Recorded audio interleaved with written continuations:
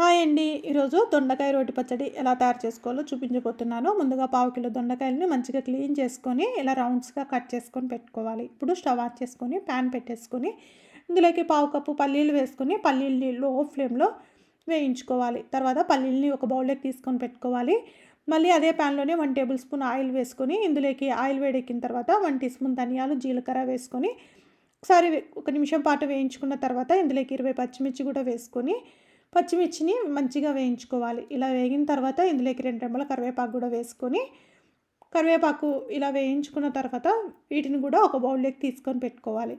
మళ్ళీ అదే ప్యాన్లోనే 2 టేబుల్ స్పూన్ల వరకు ఆయిల్ వేసుకొని ఆయిల్ వేడెక్కిన తర్వాత కట్ చేసి పెట్టుకున్న దొండకాయ ముక్కలు వేసుకొని ఒకసారి కలిపేసుకొని ఇందులోకి 3 మీడియం సైజు టమాటాలు, దొండకాయ ముక్కలు వేగడానికి తగినంత సాల్ట్, కొద్దిగా చింతపండు, పావు టీ స్పూన్ పసుపు వేసుకొని ఒకసారి బాగా కలిపేసుకొని మూత పెట్టి లో టు మీడియం ఫ్లేమ్లో దొండకాయ ముక్కలు మెత్తబడేంత వరకు మగ్గించుకోవాలి. ఇలా మగ్గిన తర్వాత స్టవ్ ఆఫ్ చేసుకొని పూర్తిగా చల్లారనివ్వాలి.